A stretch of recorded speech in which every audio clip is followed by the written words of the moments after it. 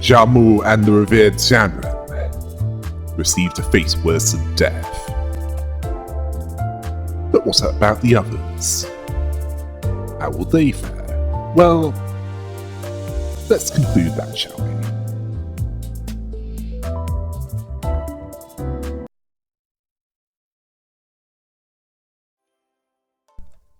Before it flooded completely, N-Corp quickly legged it outside as the flooding Taikan Temple was turning into a lake. Jiahuan was frantically searching for something, believing that it had been swept away by the cascade. It had to be there somewhere. Then Gubo found the precious specimen. Dante briefly saw Gubo wading through the cascading flood, searching frantically amid the rising waters. Jiahuan, meanwhile, stood gazing towards the hall, before quietly making his way to the center of the Taikan Temple. Then, out of spite, he raised his blade and stabbed it into the center of the Taikan Temple. This caused the sceneries that the Xianren had been peeping at to begin to grow delayed, fuzzy, and warped. This gave Jiahuan some amusement, likely because it's vengeance against those that indirectly were responsible for the original's death. Then told Gubo that they should get out of there now. During this, the Xianren were swept off their pedestals by the powerful flow of water. They crawled pathetically towards the door as Jiahuan shot them a contemptuous glare and escaped the chamber, likely seeing them as the true cause of the original Jiahuan's death. Yes, it certainly confirms that. Gubo followed not far behind him. Dante knew that they lacked anything to break through the defensive field put up by the Contempt or Ijiokia. Meanwhile, Jiahuan told Gubo that he never had anything more than empty platitudes to convey. Gubo saw this as the true form of the Zanhuang worm. They were supposed to capture it alive. He saw it as something that can't be helped. Even half dead, it's extremely close to the pure form of the human that she seeks. Yes, Herman is looking for the form of the pure human. So it's still useful to them. I don't think that we'll like her idea of the form of the pure human, based on what we know so far. Jiahuan was then talking to someone on the comms, telling them not to be too vexed. At least it's the rightful heir of the family. He's referring to himself, even though he came third. That's taking the Zanhuang worm. As they were getting out of there, he asked Gubo, "Is that another ability of that EGO?" Gia. Gubo revealed that he had to guess based on contextual clues, but it turned out to be right. A good thing too, because if he was wrong, they'd both be dead. He thought that they were the ones who had a direct hand in choosing those EGO, but perhaps they were guided to choose the appropriate ones for themselves. Then Gubo noticed that the other team had secured their escape routes. Jiahuan spoke of the newcomer, one led by the former chief butler. She is seen by him as competent. Pitiful, isn't it? Nellie was freed from her service by Heathcliff, only to not just take the golden bar from Limbus Company, but to sign up with N-Corp, essentially trading one master for another, and this one is unlikely to let her go as easily, considering that drugs and mind control are common means of securing loyalty. At some point in the future, there will be a time of reckoning between her and Heathcliff.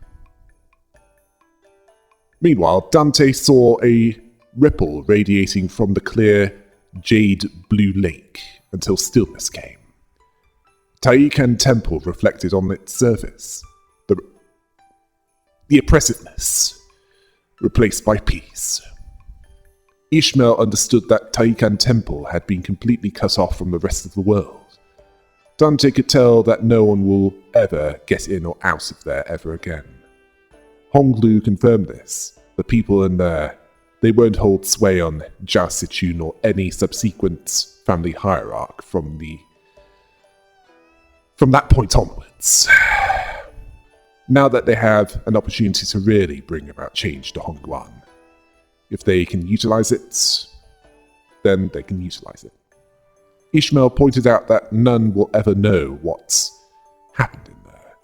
None will be able to help them. If something were to happen, Masol understood that the family hierarch was the one supplying their nutrients. Their deaths will be very slow. Ryushu smoked her death stick and compared it to the goo poison jar. Ultimate solitude. Dante was processing this. All of those there will die a slow death due to Taikan Temple being cut off, and they understood that all they'll get to witness in their last moments is a blurred, barely recognizable and heavily delayed display. So their entertainment will be much worse. Vengeance might not be what Honglu intended from his actions, but it was certainly a byproduct. The bad karma of all of the elders was returned in full, and not just for wiping out the Kong family. After what they all did, a quick death was too merciful, far too good for them. They were definitely more trouble than they were worth. Jia Sichun asked Honglu, asking what will happen to her once they leave there. She couldn't do anything but shudder in fear. Does she even deserve to rule over Hongguan and its families?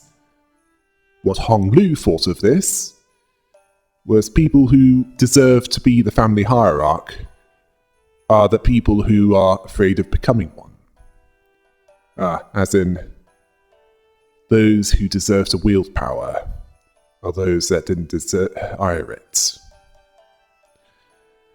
Well, that's another way of putting it.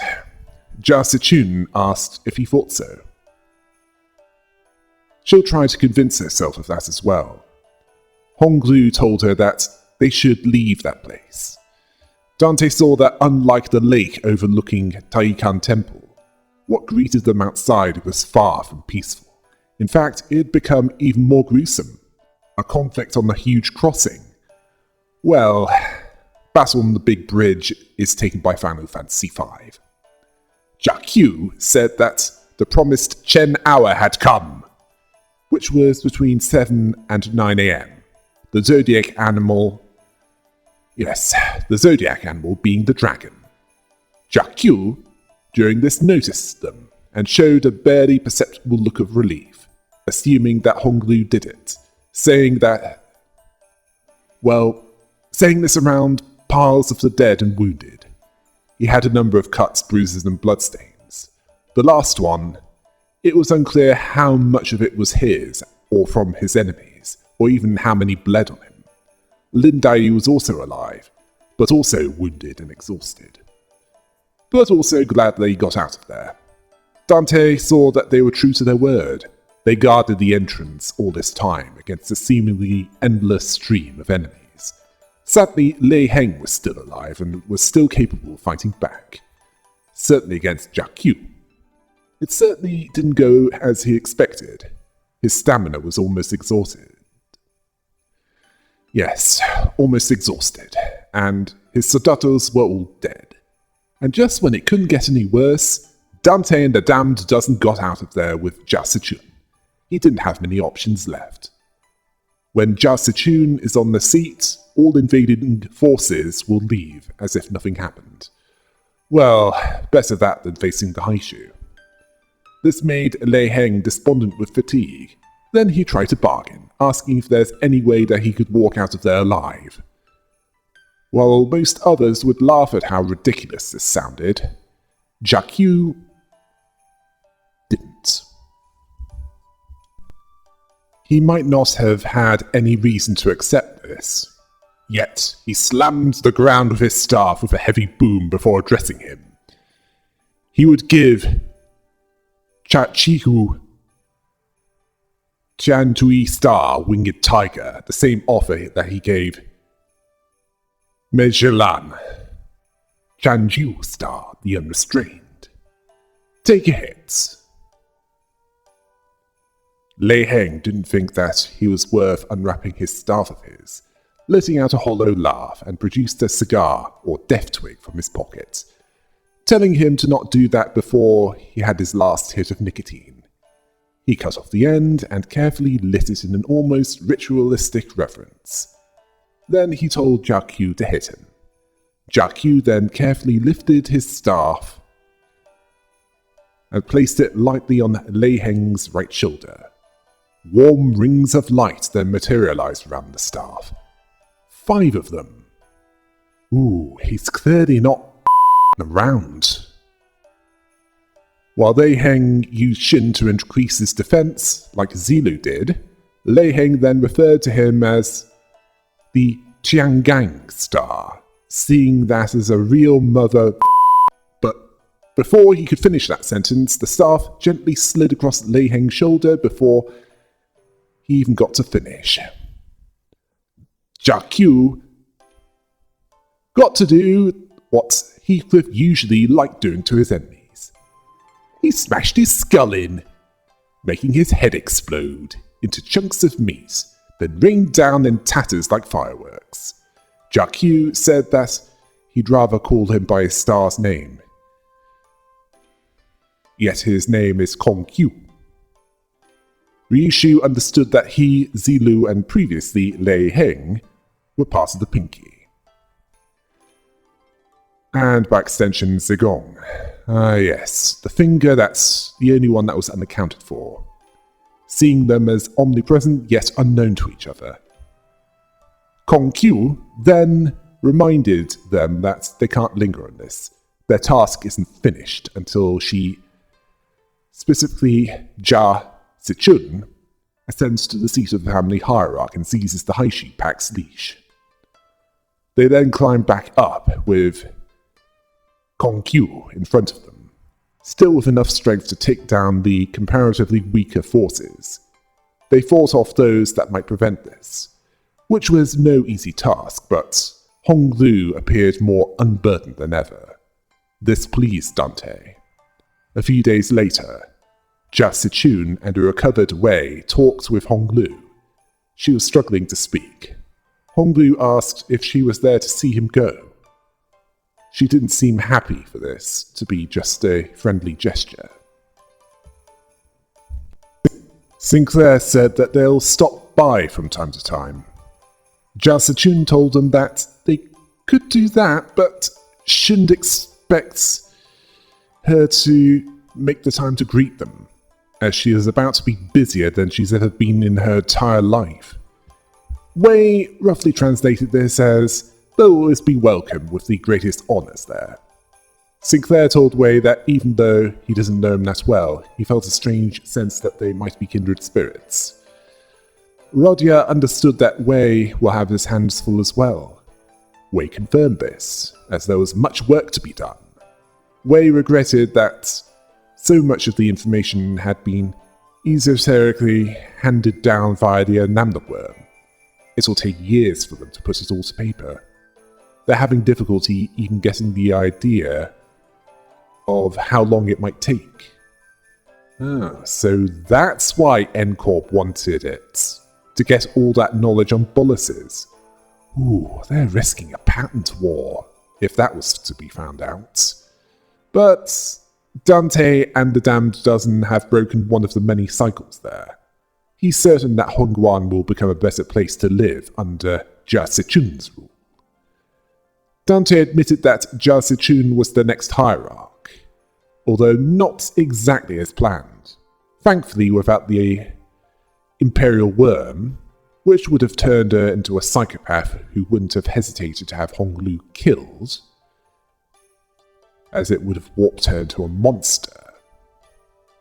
Jia Sichun told them that everyone in Dayuan Yuan, they all seem to have a lot of questions for her, but She was amused, asking what are they going to do?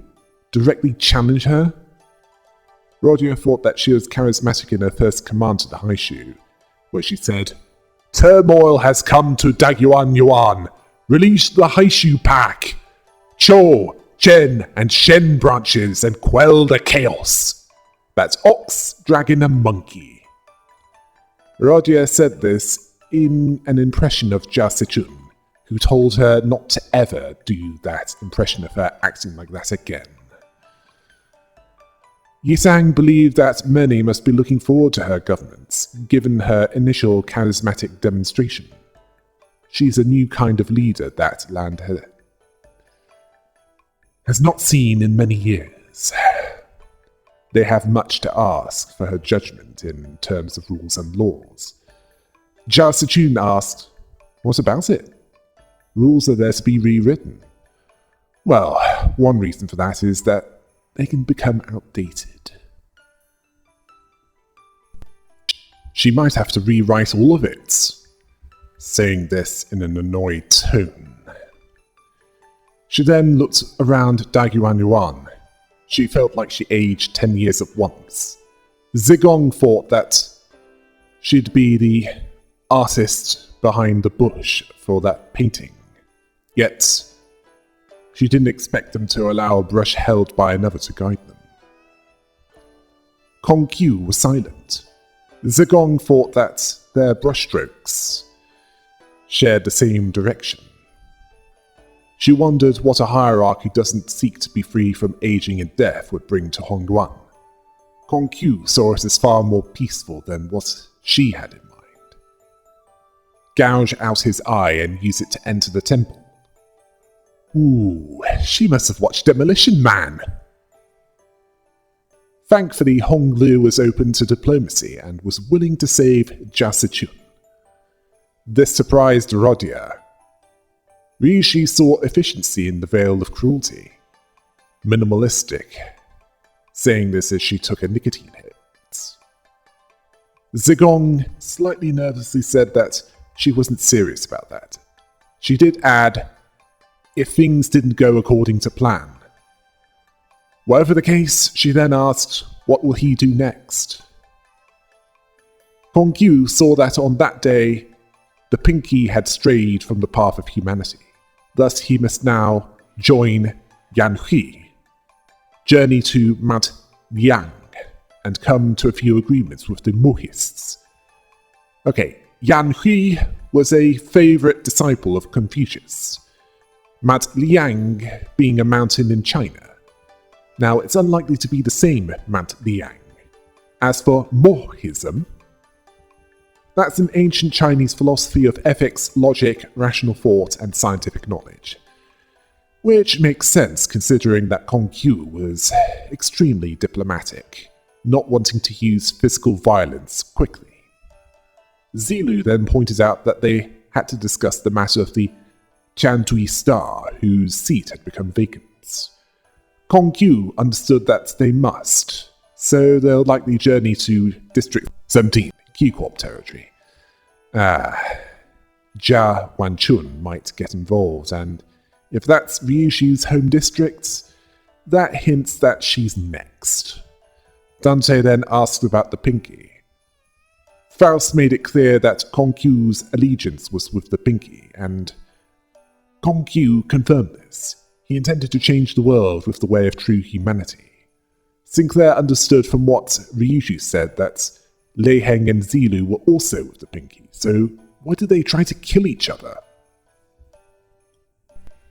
Faust explained that they gather and scatter when conditions are met, when there is no call, and Ryushi finished that by saying that they just live their lives without knowing which is which. No call, no solidarity. Saying POS. Sinclair interpreted that as playing on solo mode. Faust figured out that Zilu and Lei Heng were aware of each other's identities, but he didn't know about Kong Qiu. Zigong then approached her and asked if she was the primary knowledge source in their group. Faust silently confirmed this. Zigong made it clear that the weight of information regarding their allegiance to the Pinky is rather heavy. and she trusts that Faust will keep this between them. Kongyu then had something to ask Dante, who was a little unnerved by him, asking them that, rather if they will continue to push to open their paths for all under their management, no matter which road they walk, as they have done for Honglu. He could clearly tell that Dante needed translation if it wasn't a yes or no question, so this was something that Dante could answer alone. They nodded. Kongyu asked even if one of them sought to walk the path of Azura. Azura. This depends on where you look. In Hinduism, they're power-seeking or demonic. In Buddhism, they have a mix of pleasurable and wrathful qualities. As for the morality of them, it's not something that binary morality can quantify. It's based on strong emotions. So, in that context, walking the path of Azura is not one that would bring out the best in those that do so. And he was gazing at Ryushu. Before moving on, and she was taking a long draw from her death stick, releasing the smoke with a large sigh, which turned into a scattering plume, her hand resting out of habit on her never-drawn sword. They intended to keep helping them, as long as they have the will to move forward, no matter what. Their thoughts on that matter haven't changed, never will. They nodded once again. Kongyu understood. Then Zigong wanted to discuss something with him. While it's conjecture at present, evidence seems to point to Jia Wanchun being among the treacherous forces of Hongguan, working with the Zui and the Shi families. Kongyu agreed that the suspicion is unconfirmed. Well, it's likely that Jia Wanchun has aligned herself with the treasonous forces of Hongguan, and she certainly has a history of trying to kill her own siblings, and it would also expand Q-Corp's sphere of influence. So the motive was there as well. She also made herself scarce as soon as things calmed down. The first thing to do is to find the influential individual within the Shi family who ordered Shi Jiha's execution. Once their identity is revealed, it shouldn't take long to find the masterminds behind this incident. So this implies that Shi Jiha is dead in a way that makes him stay dead, much like Lei Heng, as his head was splattered. No life insurance will bring him back after that. Honglu asked if Kongyu will continue to roam the lands. He confirmed that he would. He would converse with the ones in charge of each nest. Yeah, good luck trying to get through to Alfonso in District 11. She's not much better than Jia Mu in terms of being typical as far as a self-serving psychopathic ultra-capitalist is. As in those that want more money, regardless of the human cost, for no reason other than they want it. Hubert in District 20, on the other hand, is perhaps far more open to this kind of discussion, the kind that Kongyu would have. Kongyu then turned to Jia Sichun. He can't be certain if she'll not be tempted by promises of immortality over her long tenure. This made Jia Sichun feel uneasy. Kongyu then added that if one's heart truly lies steady upon the path of humanity, they will not be swayed to commit evil.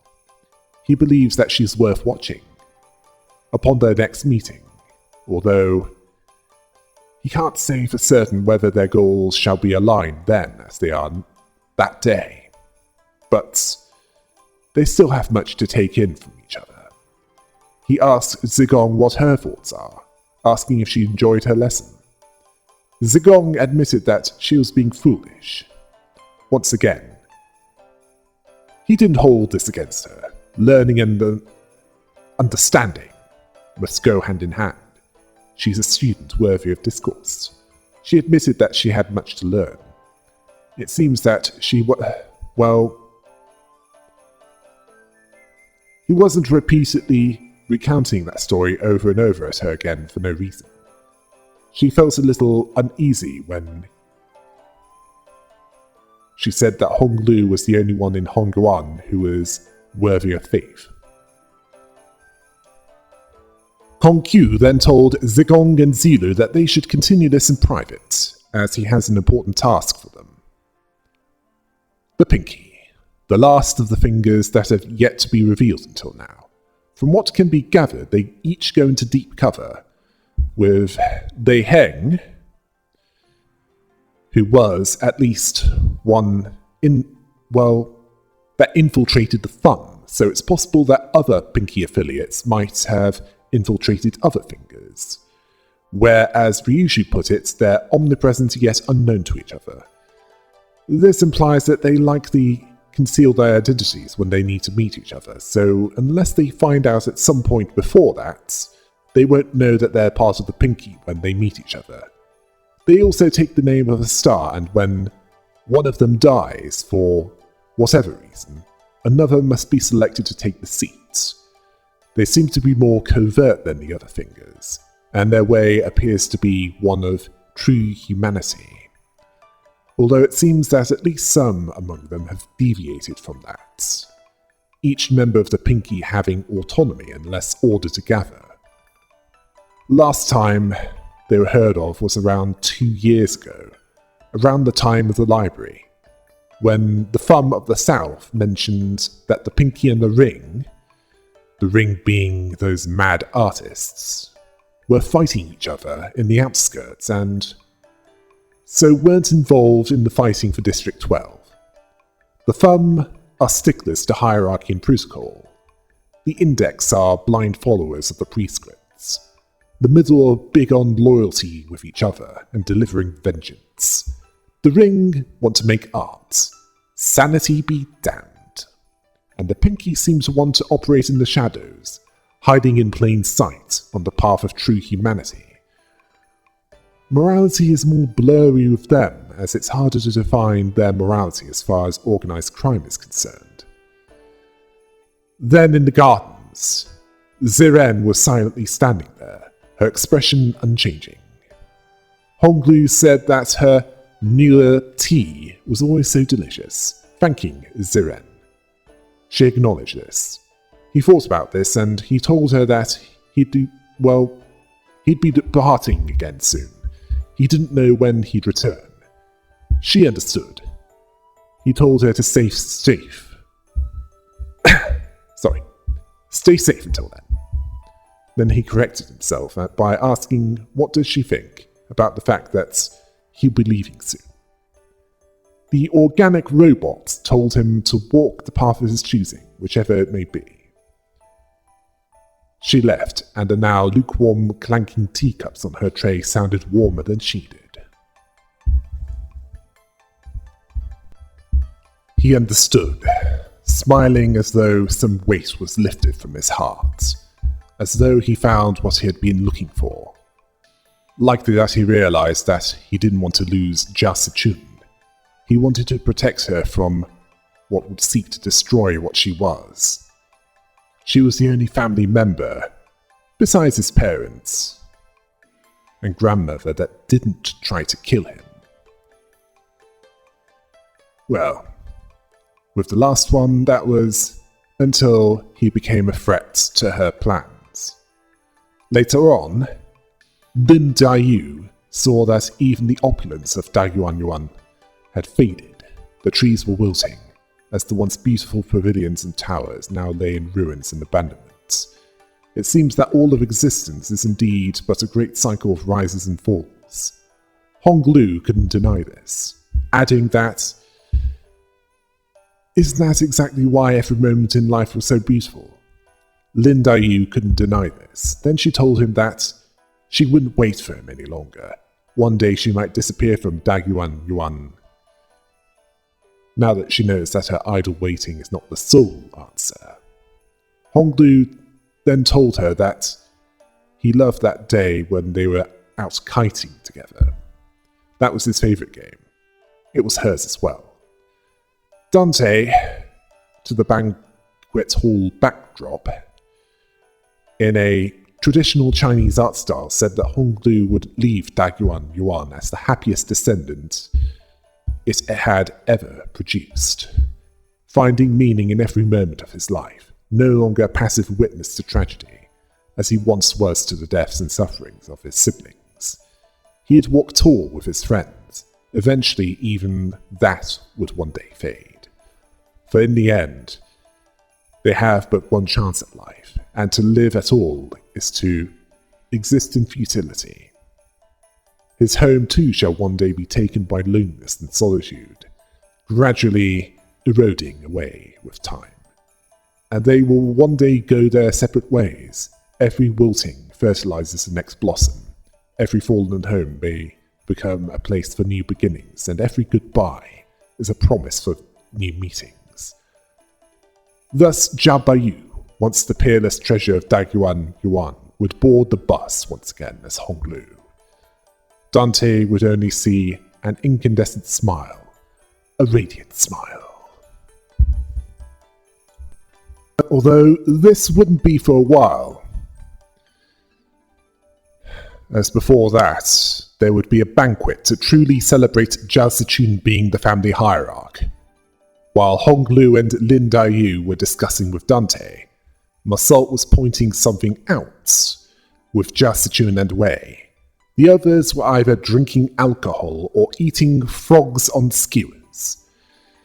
Yeah, in China, they eat anything with legs that isn't furniture, anything with wings that isn't aircraft.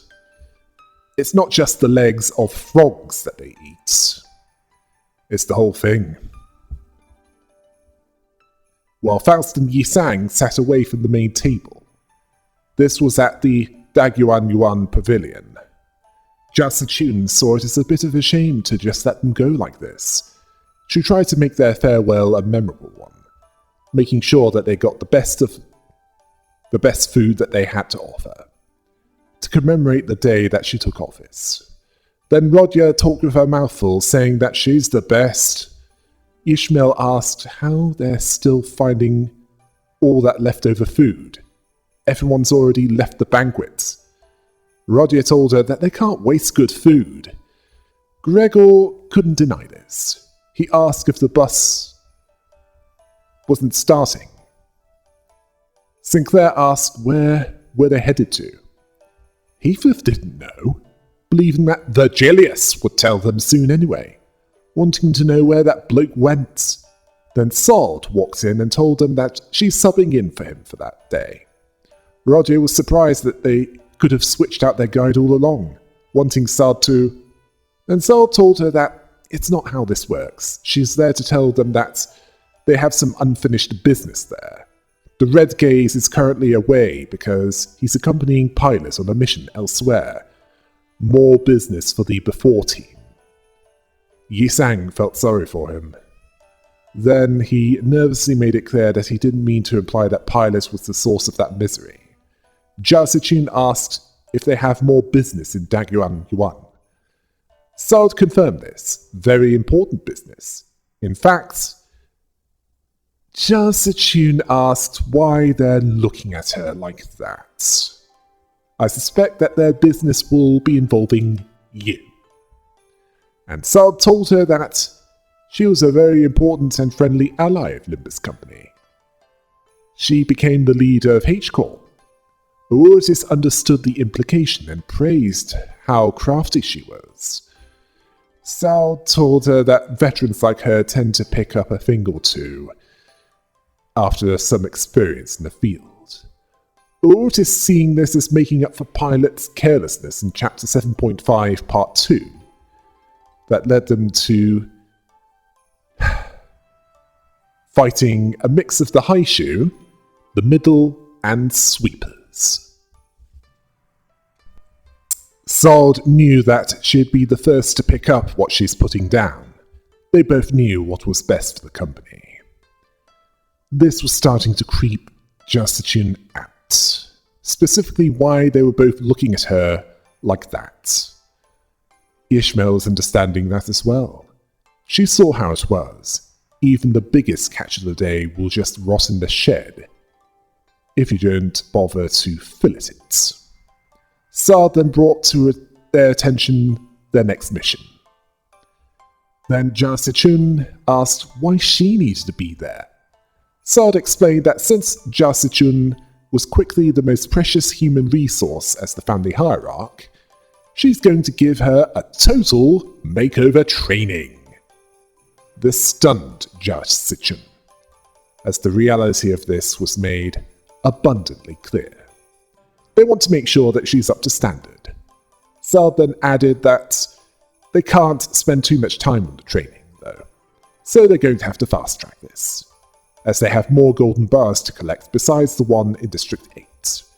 Jia Sichun sounded insulted, trying to remind them that she's still the family hierarch. Wei agreed with them, as she must learn to be an effective family hierarch of Hongyuan. He then nervously added that this was to further solidify her base within Dagyuan Yuan. Urtis told them that they should get right to it. She then spoke to Massault, as he seemed well versed in the art of physical fitness. He understood her intent, but the decision was up to Dante, who saw no reason to stop him from assisting with this, so he would do this. Then they picked her up. She demanded that they put her down. Urtis saw that the first order of business was to improve her fitness level, where some exercise would start on her count. This was irritating to Jia Sichun, asking would it kill them to go a single second without ruining her day? They're all like a family of bedbugs that she can't get rid of. She threatened to make them throw up everything that they ate that day, calling them holes. Firstly, don't say that to Gregor. He can't remove that biomimetic arm and he's a bit sensitive about that. Secondly, they didn't know that about that mission until Saad brought that up. Elsewhere, Zoe Baochai was taken somewhere. It was dark to her. Then, a Haishu of the C branch told her, someone, that they brought her there.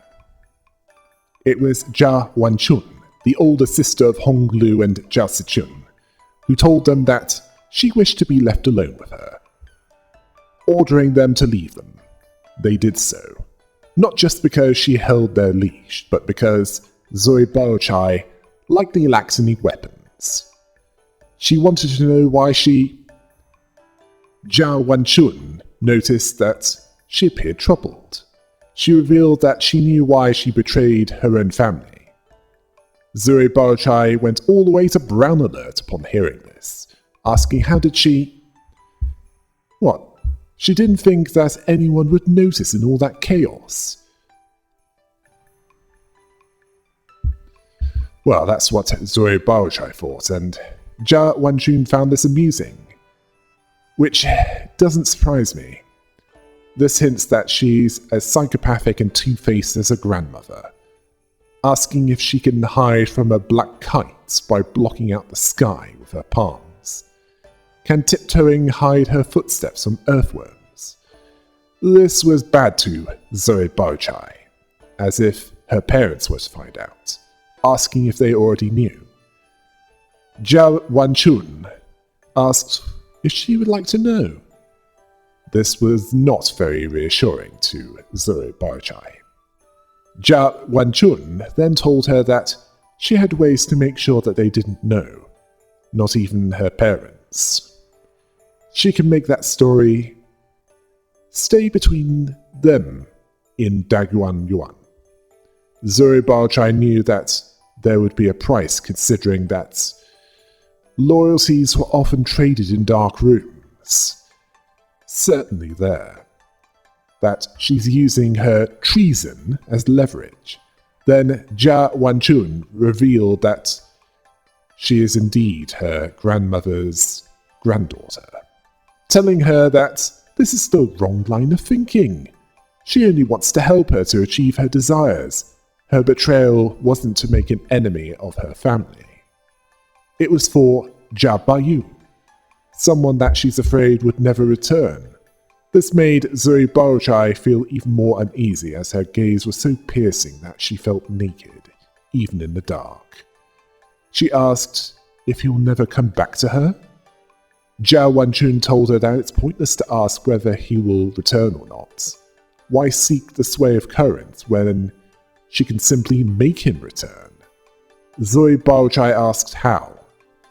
Jia Wanchun told her to come closer to her. The night was young, and they had much to confer. This would appear to be additional proof that Jia Wanchun was part of the treasonous forces of Hongguan, working with the Zui and the Shi families, likely to expand Q Corp's power base in District 8. She likely kept Zoe Baochai under close watch, not wanting her to even go to the toilet without her knowing about it, as she knew that she was betrothed to Honglu, and that she would likely warn Honglu as to the danger that Jia Sichun was in, likely offering Zoe Baochai a devil's bargain, coercing her loyalty in exchange for Honglu never leaving. But the problem with devil's bargains is that, while subjugation isn't always how they start, it's always how they end. They end badly. She's likely one with a part to play in the events of Chapter 8.5, which will be part of Jia Sichun's training, where the intrigue and treachery will continue. We know that Honglu can't be contained within Hongguan for the rest of his life, as he still needs to accompany the damned dozen for their unfinished business, and Ryushu is likely next. The hints were all there, and it looks like Jia Sichun will need to get into shape quickly if she wants to pummel her rivals to get them in line. Let's hope she doesn't do a fitness regime so intense that she goes bald from it.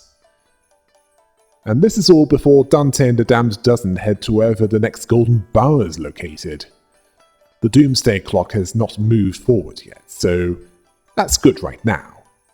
It likely won't get to midnight until July 985. 6 months from that point. Right, let's talk about the source material.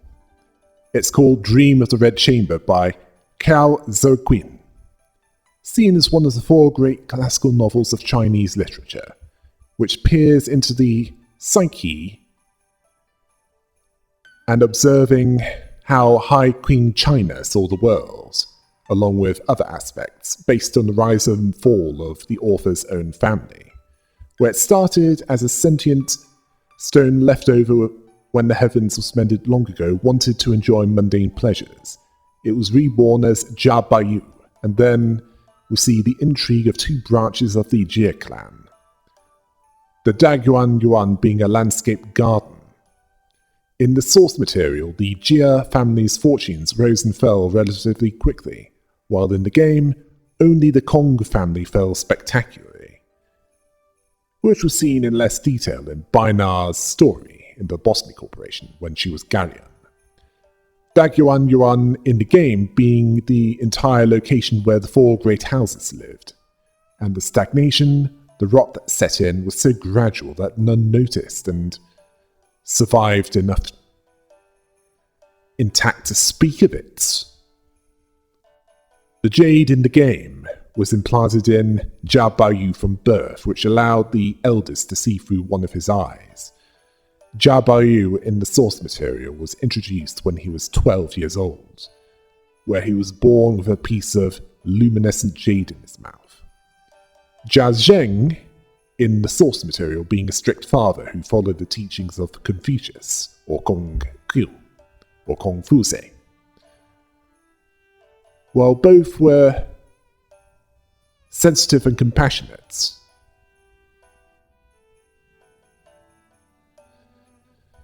both versions of Jia Mu specifically. He was close to many of the women, especially 2 of them, Lin Daiyu and Zoe Baochai. Yeah, in that way. You might think that's innocent enough, but they're cousins. So it's what is now known as Sweet Home Alabama. Lin Daiyu in the source material is the true love of Jia Baiyu, who is the daughter of an official in the Yangzhou Salt Commission, the production and distribution of salt being strictly controlled in that time. She is frail and took medicine from a young age. She was apparently a flower in a previous life, incarnated to pay back her debt of tears. She is also her grandmother's most doted on grandchild. She died before she even had a chance to get married to Jia Baiyu. At least according to one version. In another, she died from grief when he married Zoe Baochai due to the machinations within her family. In the game, she's a bodyguard that can certainly hold her own in combat. She was raised alongside Jia Baiyu and Jia Huan. Her family was tied to the Kong family, but was later taken in by the Zui family, after the head wiped out the Kong family. She was hurt that Jia Baiyu didn't keep his promise to not leave her, even though it was the will of the elders. Zuri Baochai was betrothed to Jia Baiyu in both the source material and in-game. In the source material, she got married to him. She was seen as the embodiment of conformity, along with being diplomatic and manipulative. It wasn't a happy marriage, as Jia Baiyu couldn't fully let go of Lin Daiyu. She also didn't want to get married to Jia Baiyu. She did so only because it was expected from her. The game version was much more devoted to Jia Baiyu, or at least what she sees as the real him rather than his true self, and clearly doesn't want him to leave or get killed in a way that makes him stay dead. So that was why she made a Faustian bargain with Jia Wanchun, which was likely going to be something that would come to light in, Chapter 8.5. She also has some yandere tendencies that she barely keeps under control. Zui Pan in the source material was a bisexual, troublemaking, bullying slave trader who was found guilty of murdering a man over a slave girl, which was dropped after his family bought off the right people, and then he fled to the capital. Yet he had some respect for Zuri Baochai, his sister. He ended up marrying a shrew, or another way of putting it is someone that's ahead of the curve as far as how women should act is concerned. The game version was not as bad, at least in childhood, until Jia Baiyu told him something that was shaped by his own trauma since the Kong family massacre, which could be summed up with, "We all die sometime, it's a matter of when." This started the descent into madness in a way that would make the troublemaking source material version seem well adjusted, as the repeated deaths drove him insane. Ziren in both the source material and the game was a maid that served Jia Baiyu, and was worried about him, but in the source material, she was an unofficial concubine as well. In the game, she wanted to try and help Jia Baiyu, but was decapitated by the Haishu and brought back with reprogramming that turned her into a robot in human form. The one who was Ziren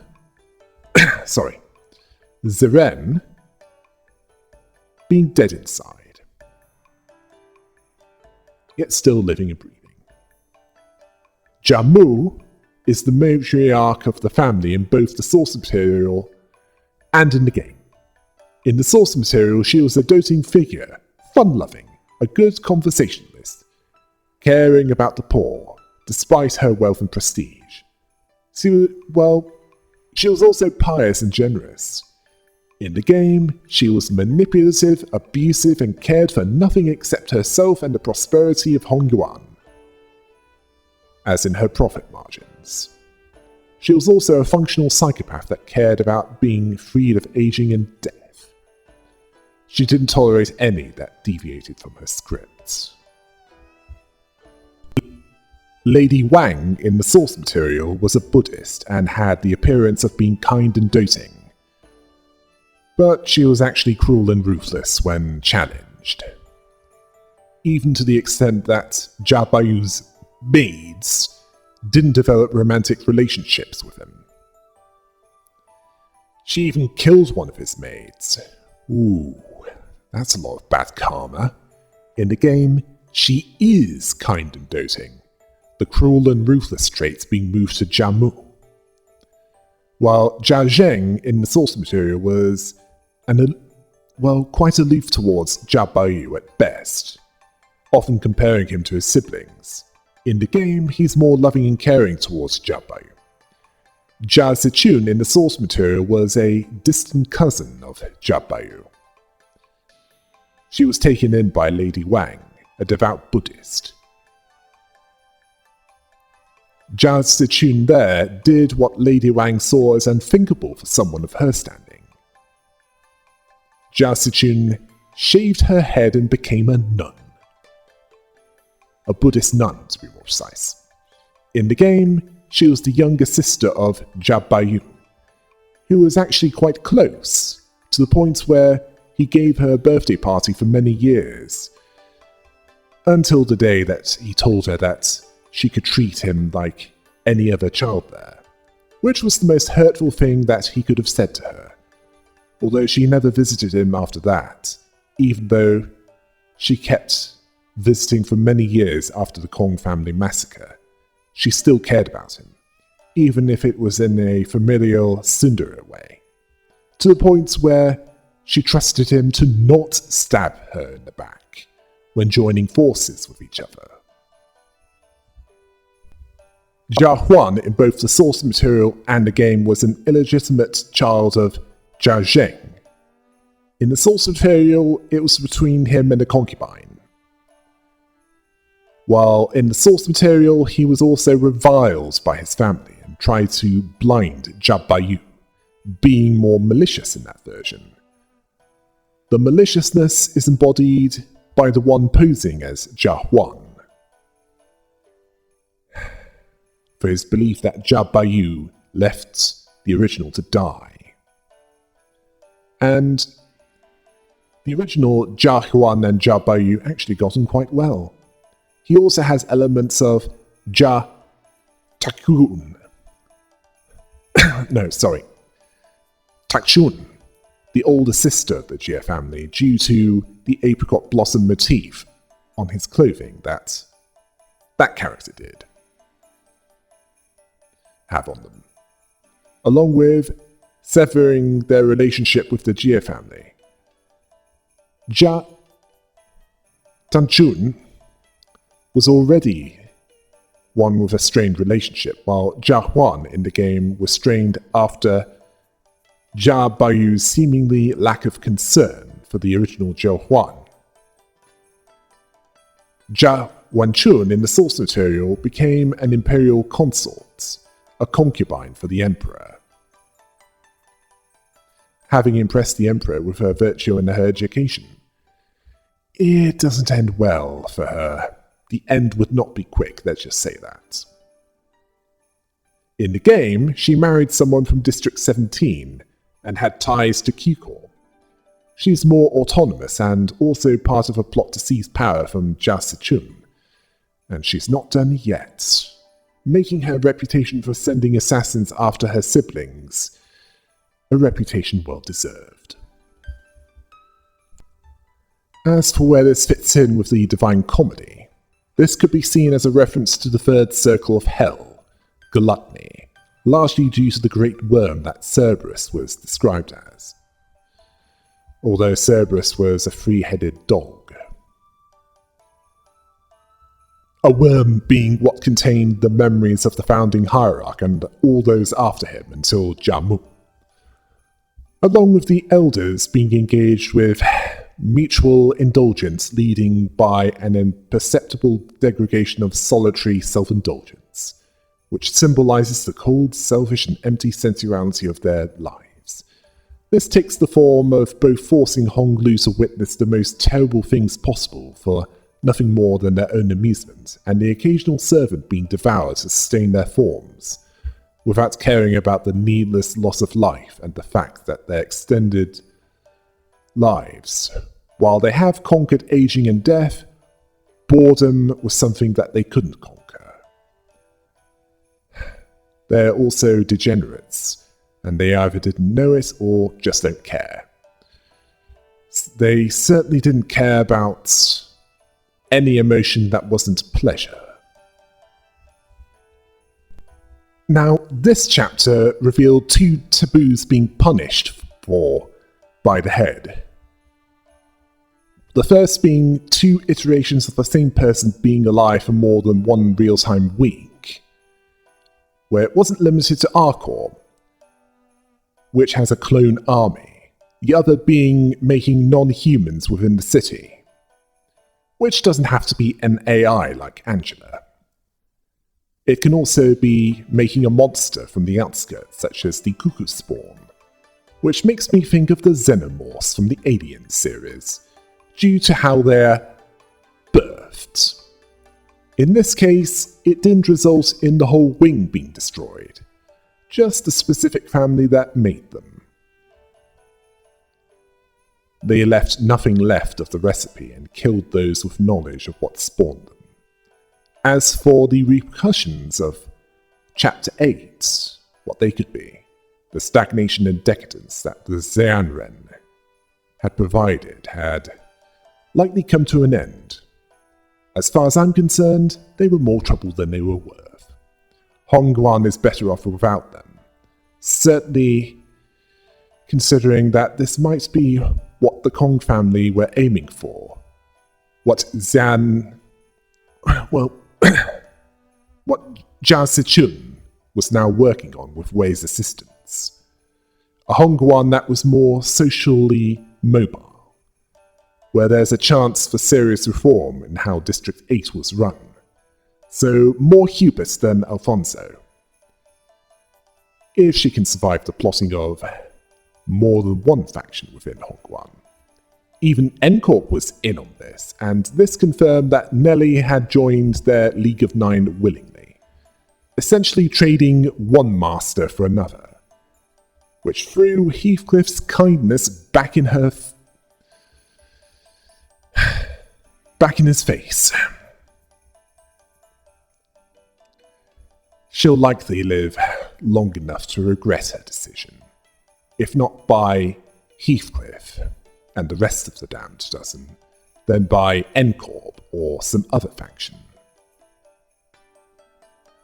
As for what they want from the Imperial Worm, one with the knowledge of the founding hierarch of Daguan Yuan and all other hierarchs up to Jia Mu, which includes insider knowledge of Hongguan and knowledge of bolus recipes, something that could provide a benefit to N-Corp, at the risk of starting a patent war.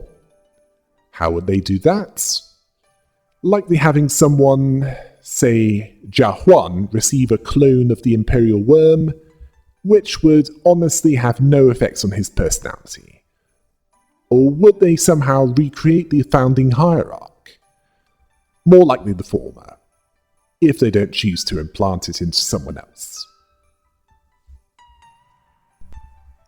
During the fight against Lei Heng, he implied that Ryushu was either holding back by not unsheathing her katana, that's all identities were carrying, or it's because there was a danger if she did so.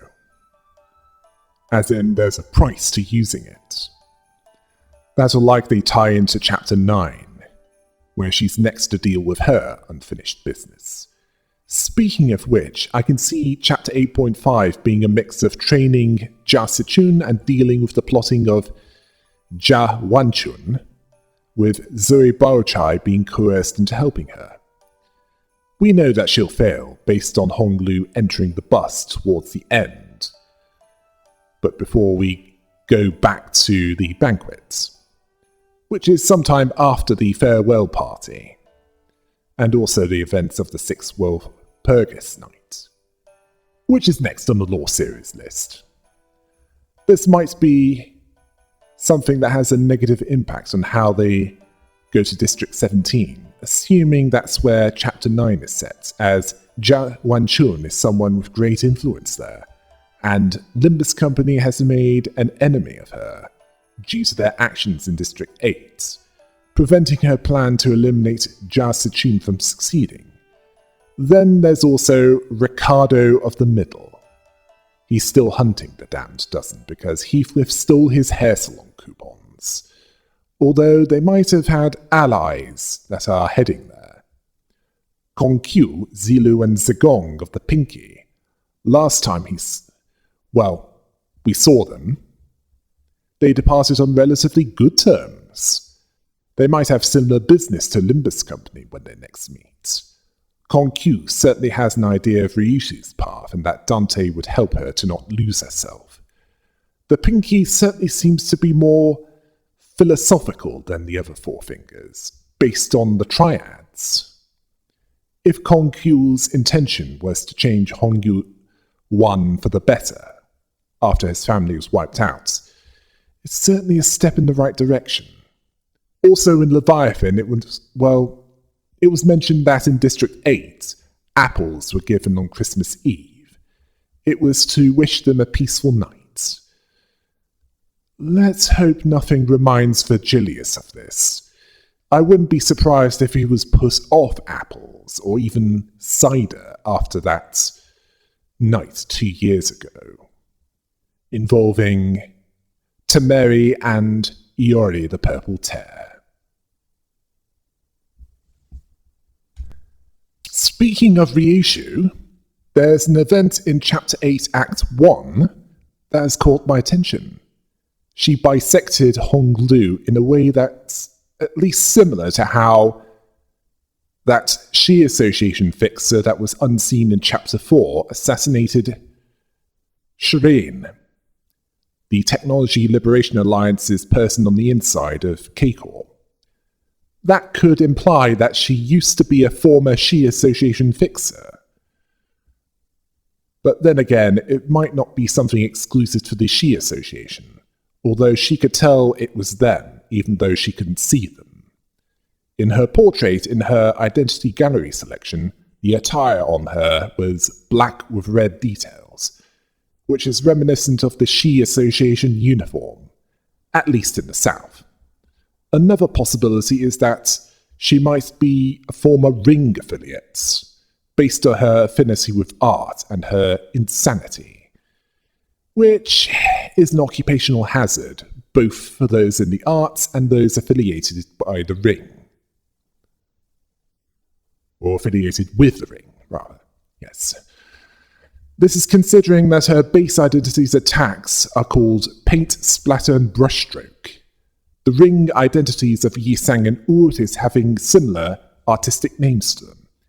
Yeah, I know it's a weakling, but it's significant enough to speak of. There's also the fact that the Thumb of the East have a more Eastern Asian look to their uniform compared to those in the South. The Ring in the East might have a similar difference in attire, much as the Sunk of the East have a more black with blue elements in their uniform.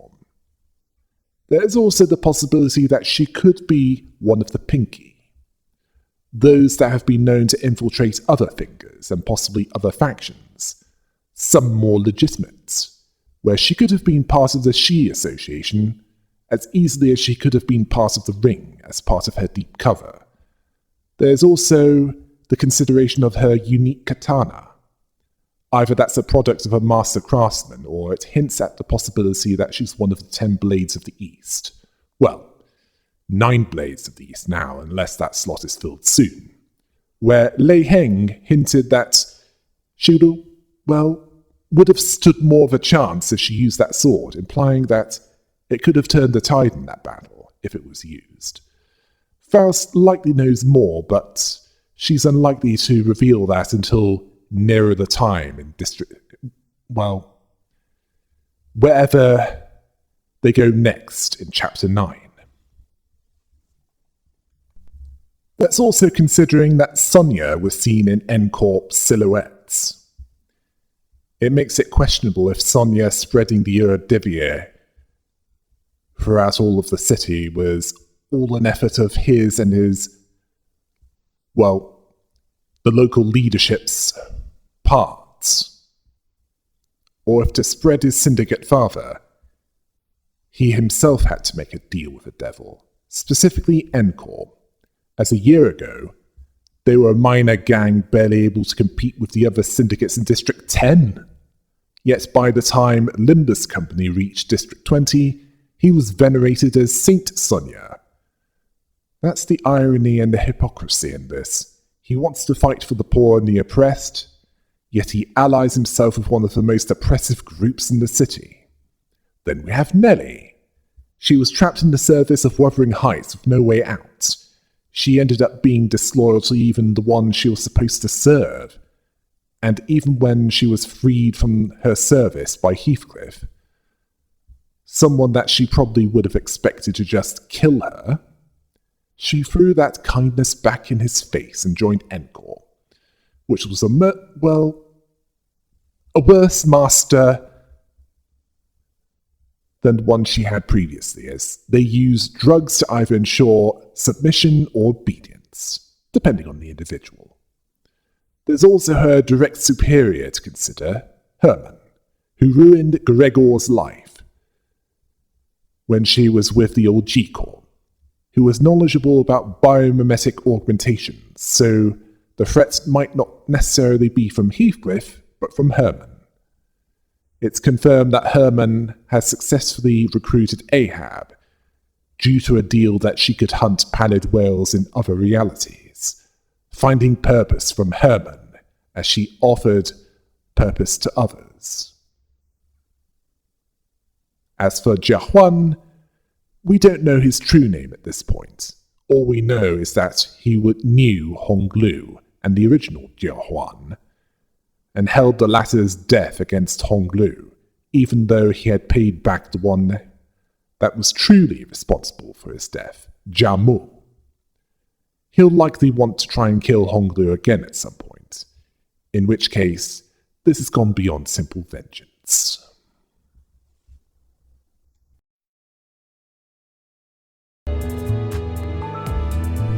I know it took a little longer, but got there in the end. Now for the 6th Walpurgis Night next. Until next time, hail the rabbit!